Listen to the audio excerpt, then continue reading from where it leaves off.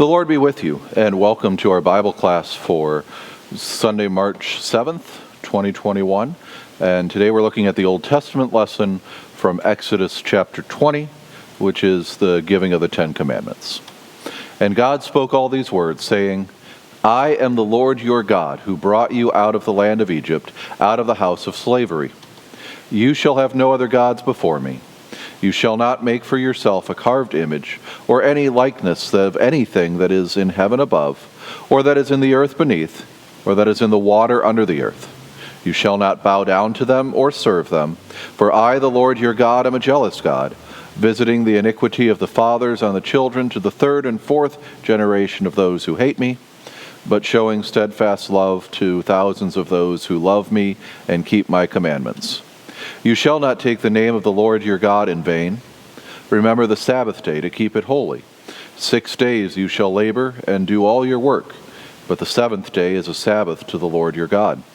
On it you shall not do any work, you or your son or your daughter, your male servant or your female servant, or your livestock, or the sojourner who is within your gates. For in 6 days the Lord made heaven and earth, the sea and all that is in them, and rested on the seventh day. Therefore the Lord blessed the Sabbath day and made it holy.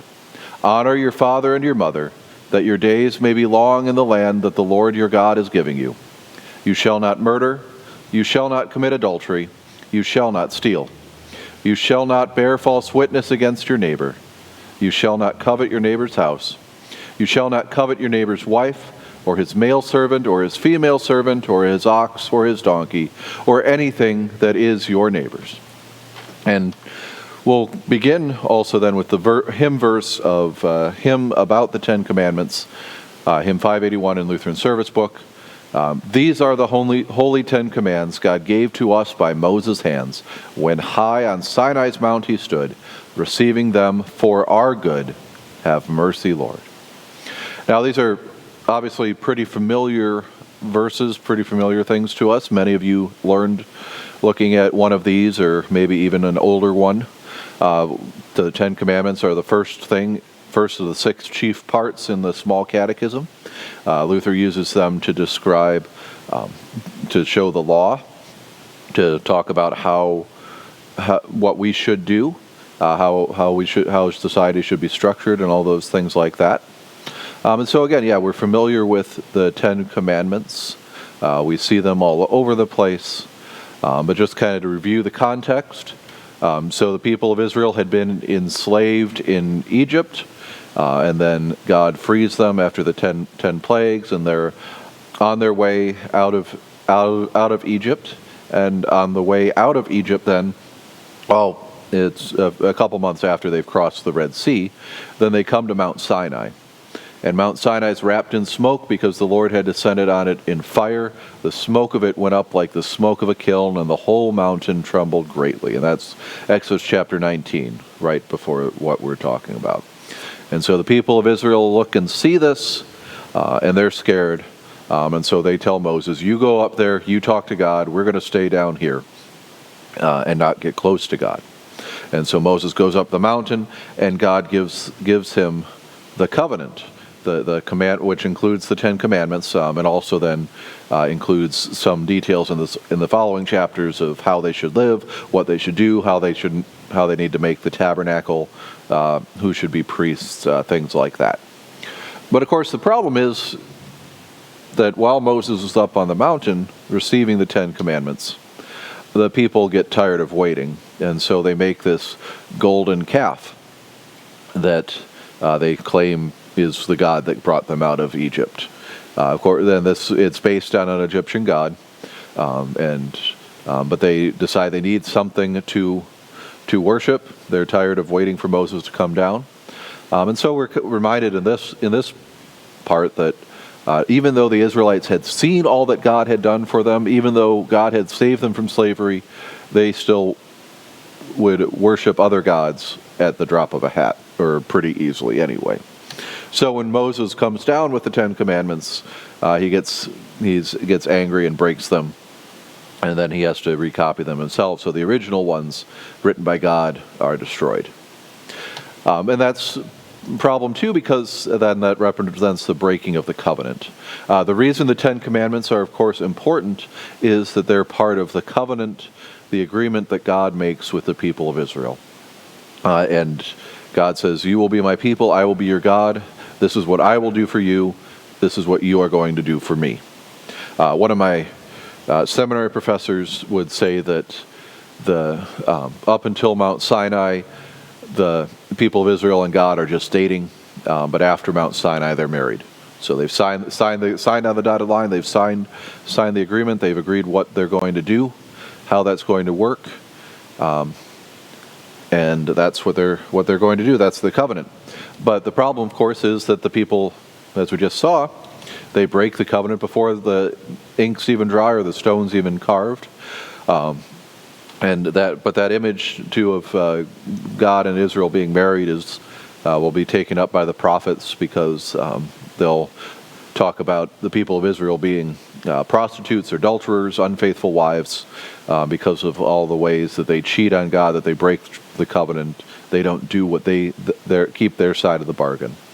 In fact, the prophet Hosea even puts that into action and marries a woman who God tells him to marry, but she's unfaithful and perhaps a prostitute. But he's supposed to love her like God loves the people of Israel, despite their unfaithfulness. All right, so then the crux of this is the Ten Commandments that Moses is given on Mount Sinai that we're looking at today. And of course, there's lots of depictions in art. One thing that comes up when we look at the Ten Commandments is, of course, wondering why there's different numberings. Well, if you looked, I had the verse numbers in as we went through, but they're not clearly numbered in the text. They didn't put a Hebrew number 1 in front of the first commandment and two things. So there's really two main ways that Christians at least divide it up. Lutherans and Roman Catholics follow St. Augustine, and so split up the coveting commandment into two at the end. So there's the first one, commandment of not coveting your neighbor's house, and then the rest of it, not coveting your neighbor's wife, servants, animals, that sort of thing. And the division there is sort of between coveting stuff and coveting living things. But then there's just one, no idolatry. But on the other hand, a lot of then what you'll see in the United States as you look for the Ten Commandments, as you see it displayed other places, most Protestants and Eastern Orthodox follow Origen, who's another early church guy, but he splits off the graven images part as the second commandment, and then there's only one coveting commandment at the end. So that's the difference in numbering. That's the short version of why those are different. But of course, then that plays, becomes part of why some of these different churches believe what they do. Some other Protestant churches, especially John Calvin, Calvinists, so Presbyterians early on, were very iconoclastic. That's a fancy church word for they didn't like pictures. And so, for example, while Luther, when he was reforming the church, would keep what was helpful and then just get rid of the stuff that was unhelpful. And so he let there be still stained glass windows and statues and things in the churches. He'd try and take out the ones that depicted decidedly Roman Catholic teaching that he didn't agree with, that he thought was wrong. But then Calvin and some other Protestants, on the other hand, just took this commandment, and especially the commandment about graven images, as being meaning that you couldn't have any depictions of God whatsoever, and that churches should be plain, undecorated things. And so they smashed all the statues, they broke all the stained glass windows, got rid of all the paintings, that kind of thing.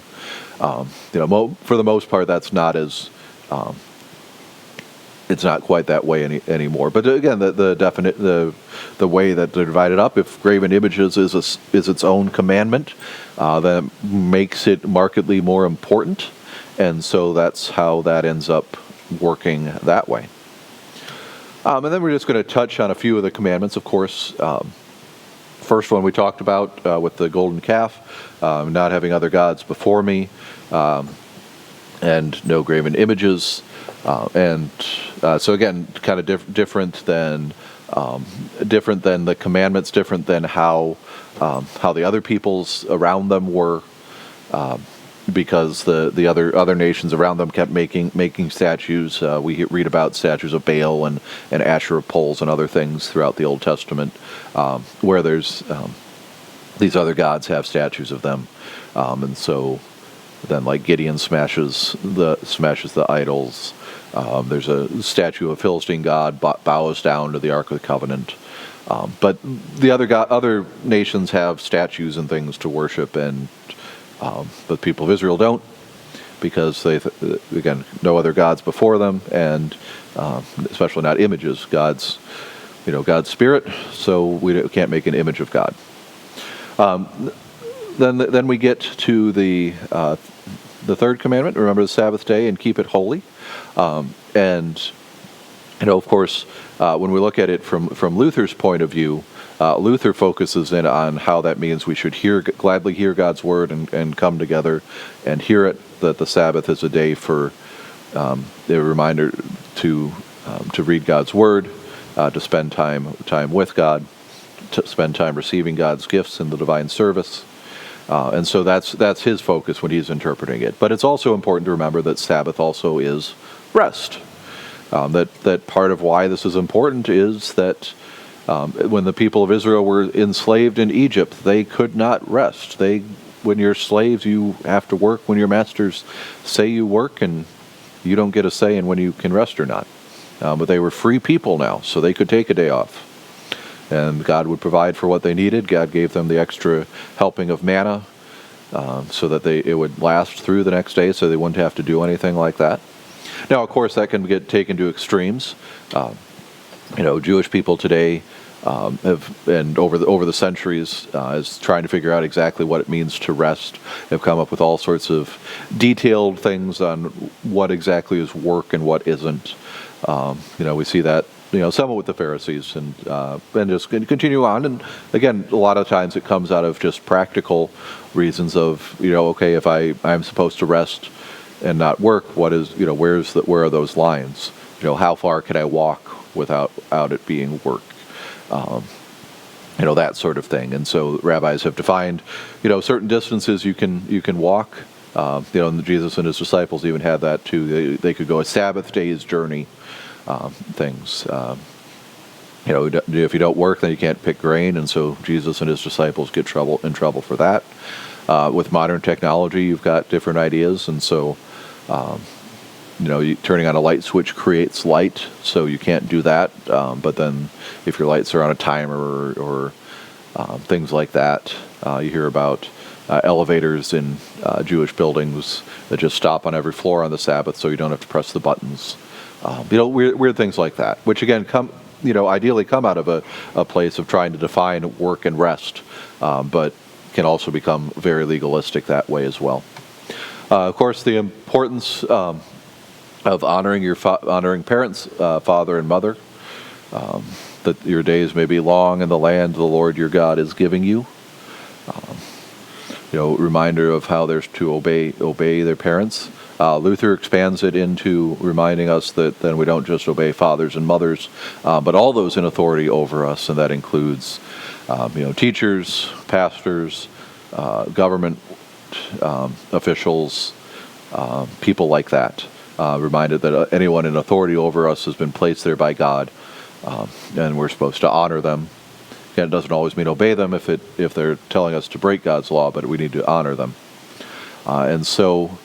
The importance of that and a reminder of that. And, of course, important today as we continue to hear about the breakdown of the family, attacks on family, reminder that we need a father and a mother, and that kids need to honor their parents, and parents need to honor their kids and as well.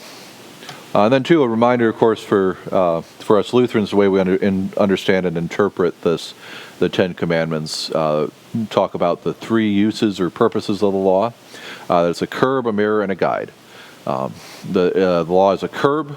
It keeps things on the straight and narrow. That's first use. That's kind of how everything works. So that's the straightforward definition of the commandments, is usually how I explain it. So most societies in the world will say, yes, stealing, murdering, committing adultery, lying are bad. Will of course quibble over whether things are actually stealing or murder or lying or not. But again, everyone agrees those things are bad. Mirror shows us our sin.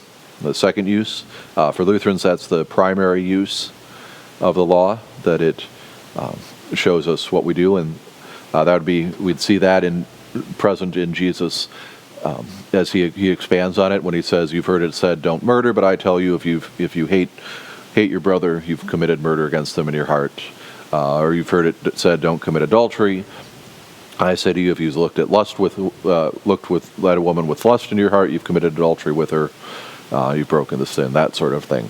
And then third use is a guide, so that's what do we do now that we're saved? That's the third use, and that's Luther's explanation of not only does not murdering mean not killing, but it also means caring for our neighbors and their physical needs. That not stealing doesn't just mean not stealing, but it means helping our neighbors to protect their physical property. That it's not just not false witness, not just lying, but putting the best construction on everything and helping to enhance, not degrade other people's reputations. And we also, again, look at the Ten Commandments, again, different ways to divide them up, but that we look at talk about it as kind of two tables. If you remember back to the beginning, a lot of depictions have Moses holding two tablets. We divide them up, though, first into divided first in the first table deals with our relationship with God. So it's no other gods, not misusing the name of God, and remembering the Sabbath day. And then the second table's our relationship with each other. And that's the other ones. And so again, that we sum those up that way.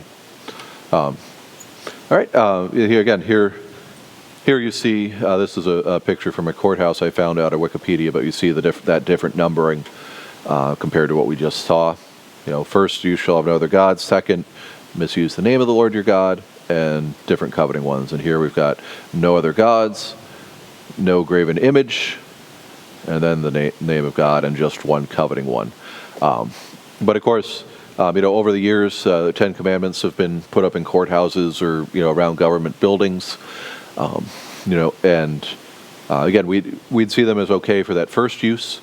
The idea that society has these rules and things work better if we're actually following them, and also probably a decent reminder to the people there that not only they need to obey God, and you'll see here they have that first table, those on that different number in the first four commandments that deal with our relationship with God, and then these ones all deal with relationship with people.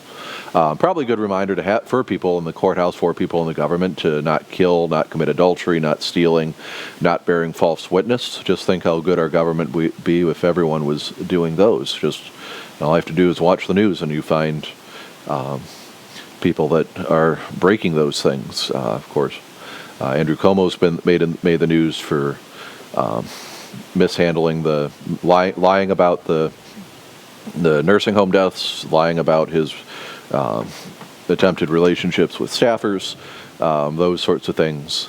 And then of course there's couple new congressmen, one who Madison something or other, I forget his name, who's lied about the accident that paralyzed him, lied about some of his academic credentials, things like that. But yeah, just imagine how great it would be if everyone, put the best construction on everything. If they didn't steal, they weren't putting pork in bills, all those sorts of things. They weren't killing. That dropping bombs on people was bad, or letting a pandemic rage out of control is bad.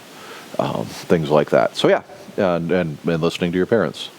So yeah, good, probably okay for commandments to be out there. Again, first use though, and of course, U.S. government jurisprudence and things mixed parts on where commandments can be outside of government buildings.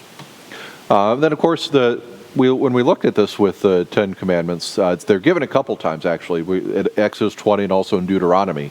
So Exodus at the beginning of their time moving from Egypt to the Promised Land, and then in Deuteronomy, which again is Moses' farewell sermon, just as people of Israel are ready to cross the Jordan into the Promised Land 40 years after they left Egypt, because they didn't listen to God and had to wander around. But they summarize the commandments. Again, hear, O Lord, or hear, O Israel, the Lord our God, the Lord is one. That's the Shema. That we have one God, not a gazillion other gods. Don't have a sun god, a moon god, a thunder god, a earth god, a fertility goddess, anything like that. There's one God. And then you shall love the Lord your God with all your heart, with all your soul, and with all your might. And then so that's, again, Moses summarizing the Ten Commandments. So we'd see that summarizing the first table, our relationship with God, love God. And then the second part is, love your neighbor. And of course, Jesus picks that up too when he's talking. You've heard it, when he's asked what the greatest commandment is. You shall love the Lord your God with all your heart and with all your soul, with all your mind. This is the great and first commandment. And that too then is a good reminder to us of the positive aspects. That a lot of times we look at the Ten Commandments as, in a very negative way of thou shalt not. But the positive spin on it is then, okay, no other gods before me, and whatever you fear, love, and trust in more than God is an idol. Well then, so let's love God with all your heart, soul, mind, and strength. And again, this is also coming out of God's love. God gives us these commandments to the people of Israel after He's done so much for them, after He's brought them out of Egypt, after He's led them through the Red Sea. He's given, and He will continue to love them and provide for them. And He continues to love and provide for us too. And so He gives us these commandments as a reminder of how to keep society moving well, but also then to remind us of how we can show our love for Him, how we respond to His love, because of all that He has done for us. All right, and then we'll close here by looking at the last two verses of that hymn we looked at. These are the Holy Ten Commands. You have this law to see therein, that you have not been free from sin, but also that you clearly see how pure toward God life should be. Have mercy, Lord. Our works cannot salvation gain. They merit only endless pain. Forgive us, Lord, to Christ we flee, who pleads for us endlessly. Have mercy, Lord. Then thank you for watching.